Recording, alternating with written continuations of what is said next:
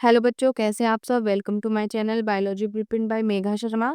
आज का मेरा टॉपिक है ह्यूमन रिप्रोडक्शन, जहां पर मैं आपको नीट के इम्पोर्टेंट क्वेश्चंस हाईलाइट जो प्रीवियस ईयर आए हुए क्वेश्चंस हैं उन सब के बारे में बताऊंगी।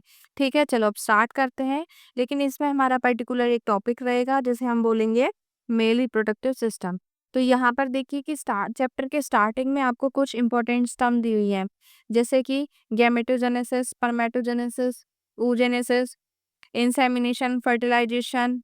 फर्टिलाइजेशन के बाद क्या बनता है? जाइगोट। तो ये हमेशा याद रखना है, क्योंकि बच्चे क्या करते हैं, जाइगोट की जगह क्या बता देते हैं? एम्ब्रियो। ठीक। और उसके बाद उसकी फॉर्मेशन होने के बाद क्या होगा कि हमारा ब्लास्टोसिस्ट जो है, यहाँ देखिए लिख रहा है ब्लास्टोसिस्ट डेवलपमेंट होता है। लेकिन जो ब्लास्टोसिस्ट है वही सेम जाकर के क्या होता है, एम्ब्रियो में इम्प्लांट हो जाता है। ठीक है, यूटरस की वॉल पर जाकर के। अब यहाँ देखो, दो क्वेश्चन बहुत ही इंपॉर्टेंट है जो कि हमारे सीबीएसई के क्वेश्चंस भी हैं और बहुत पूछा भी जाता है कि भाई आपका जो इम्प्लांटेशन है वो किसका होता है। बच्चे क्या लिखते हैं? जाइगोट। लेकिन हमें पूरा ध्यान रखना है कि वो होता क्या है? ब्लास्टोसिस्ट। तो इम्प्लांटेशन का मतलब है कि यूटरस की वॉल में जाकर के क्या इम्प्लांट होगा, क्या अटैच हो जाता है? ब्लास्टोसिस्ट। ठीक है। गेस्टेशन मतलब जो उसकी अलग अलग डेवलपमेंट चलती रहती है।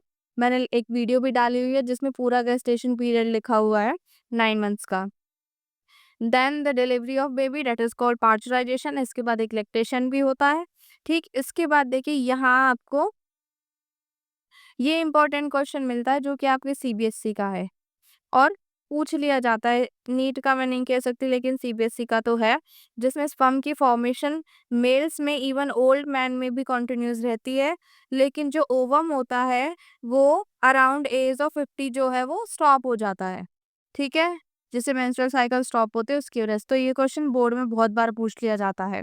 इसके बाद मेल रिप्रोडक्टिव सिस्टम में क्या क्या इंक्लूडेड होते हैं? टेस्टिस, एक्सेसरी डक्ट्स होती हैं, ग्लैंड्स होती हैं और एक्सटर्नल जेनिटेलिया। ठीक है, primary organ, secondary and external genitalia. उसके बाद फिर important question as well as CBSE and the NEET. Testis जो होती हैं वो एब्डोमिनल कैविटी में होती है। एक पाउच लाइक कवरिंग प्रेजेंट होती है जिसे हम क्या बोलते हैं? स्कॉटम।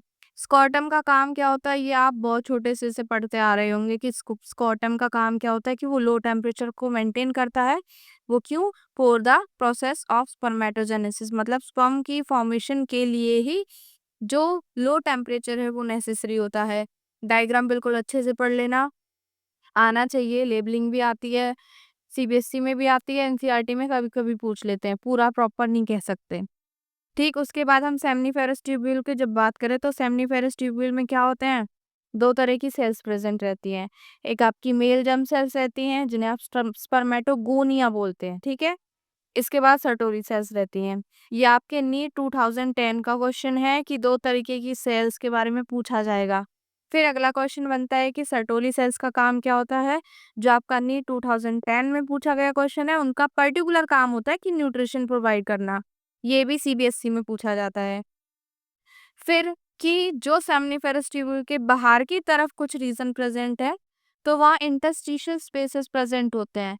उसी की वजह से जो उनकी सेल्स होती हैं हम उनको बोल देते हैं इंटरस्टिशियल सेल्स, और साथ साथ लीडिंग सेल्स भी बोल देते हैं। ठीक है, दोनों नाम से कुछ भी बोल सकते हैं।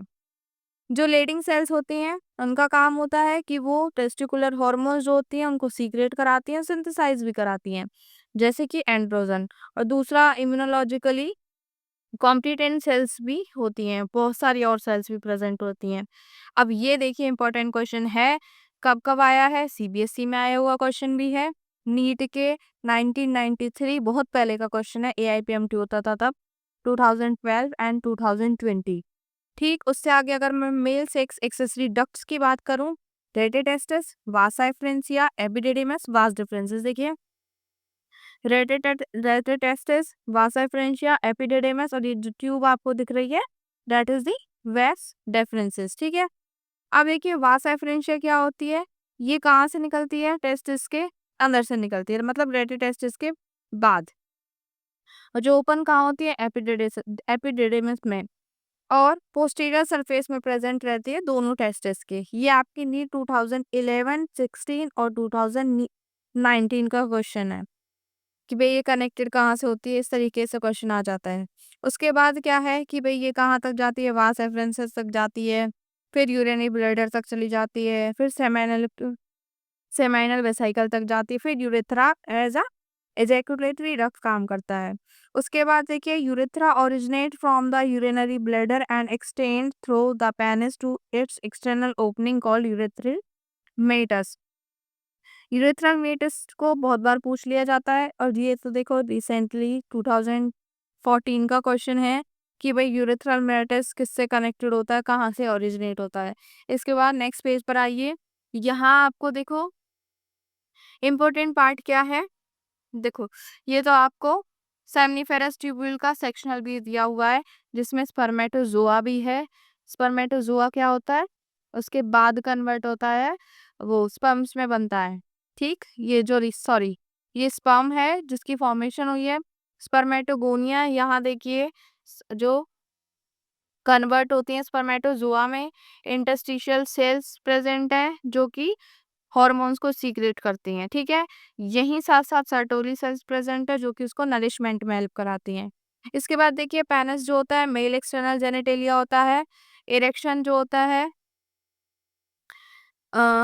कुछ स्पेशल टिश्यू की वजह से होता है। ठीक है, लार्ज एंड जो होता है पेनिस को उसे आप ग्लैंस पेनिस बोलेंगे जो कि एक लूज स्किन से कवर अप होता है जिसे आप फोर स्किन बोलेंगे। ठीक है, उसके बाद इंपॉर्टेंट क्वेश्चन आते हैं ग्लैंड से। 3 ग्लैंड्स होती हैं, सेमाइनल वेसिकल, प्रोस्टेट ग्लैंड और बल्बोयूरेथ्रल ग्लैंड।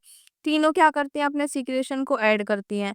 जब उनका सीक्रेशन ऐड हो जाता है स्पर्म और उसके सीक्रेशन ऐड होते हैं तो हम उसे कंप्लीटली क्या बोलते हैं, सेमाइनल प्लाज्मा। क्या बोला जाता है, सेमाइनल प्लाज्मा, जिसमें क्या-क्या प्रेज़ेंट होता है? फ्रक्टोज़ होता है, कैल्शियम होता है और कुछ एंजाइम होते हैं, ठीक? जो कि उसको ये यहाँ लिखा नहीं हुआ लेकिन मैं आपको बता देती हूँ कि सेमाइनल वेसिकल क्या करता है, उसको एल्कलाइन नेचर प्रोवाइड करता है। मतलब क्या है इसका कि एल्कलाइन नेचर वेजाइना में जब उसकी एसिडिटी ज़्यादा होती है तो वहाँ स्पर्म सर्वाइव कर सके इसलिए सेमाइनल वेसिकल उसको एल्कलाइन नेचर प्रोवाइड करता है।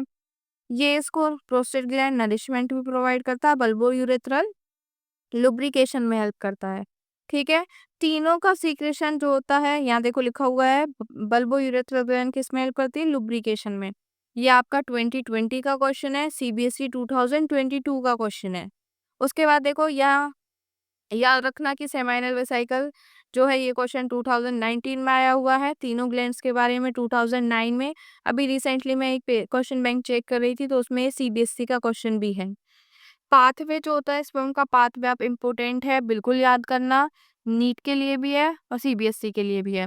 पाथवे ऑफ स्पर्म क्या होता है, जैसे जैसे आपने इस डायग्राम में उनकी लेबलिंग करी है उसी हिसाब से इसको पढ़ते जाना। Seminiferous tubule, the netted testis, vasa efferentia, epididymis, vas deferensis, ejaculatory duct, urethra and urethral meatus। ठीक, ये आपका क्वेश्चन है 2010, 2016, 2019। ठीक है, प्रॉपरली इसको पढ़ना। बहुत सारे क्वेश्चंस मैंने आपको इसमें से बताए हैं जो कि इम्पोर्टेंट भी हैं और नीट के लिए भी ज़रूरी है as well as the CBSE. ठीक है, thank you, like share and subscribe my channel. Thank you so much.